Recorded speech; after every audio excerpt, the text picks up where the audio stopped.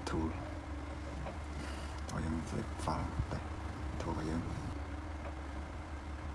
នេះ select สิ่งស្រាប់អត់ទេ长老夫人，我知道，我虽然没钱，但我会给小叶和他们他们想要的生活。继续啊，你知道站在礼堂。 យើងចាប់ដើមបុកប្រែវាដាក់ select ស្រីបុកប្រែជា script អក្សរខ្មែរចំពោះកលឹមពីរនេះឥឡូវនេះ play ដើម play នៅក្នុងវីដេអូហើយនេះជា AI បកមកជាភាសាខ្មែរអញ្ចឹងក្នុង tool ហ្នឹងវីដេអូចេញមកមានភាសាខ្មែរលាយជាមួយនឹង play ដើមវាកាន់តែនេះមកចំពោះក្នុងនេះយើងអាចកែបានដាក់ពីអីវាស៊ីមិនស្អីរឿងទៅអញ្ចឹងអានេះយើងបន្ថយសលេង play បន្តិចឲ្យលឺកាន់ពេល AI និយាយវាលឺ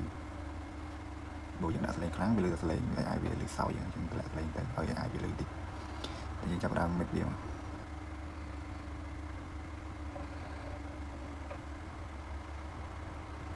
ទៅអញ្ចឹងពេលវាពេញវានឹង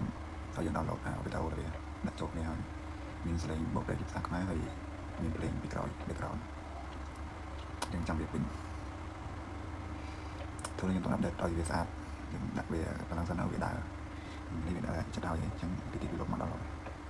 មកអញ្ចឹងចុច download មកយើងតេស្តមើលវីដេអូអ្នកស្រីថាខ្ញុំដឹងហើយទោះខ្ញុំគ្មានលុយក៏ដោយខ្ញុំនឹងដល់ជីវិតតែនៅមិននឹងថែអ្នកចំបាន Walter តើអញដឹងទេថាស្រីម្នាក់ដែលឈប់បែរអញជានរណា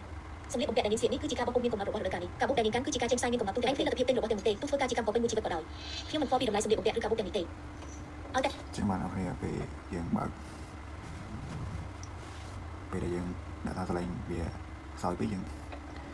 play លឺសោយយើងឡើងពេលសលេងលឺខ្លាំងពេកយើងទៅចឹងយើងដាក់តាមហ្នឹងទៅ frame វាចង់ឲ្យសលេង AI លឺតិចយើងតម្លាក់វានៅតិច5អញ្ចឹងទៅប៉ុណ្ណឹងនេះមក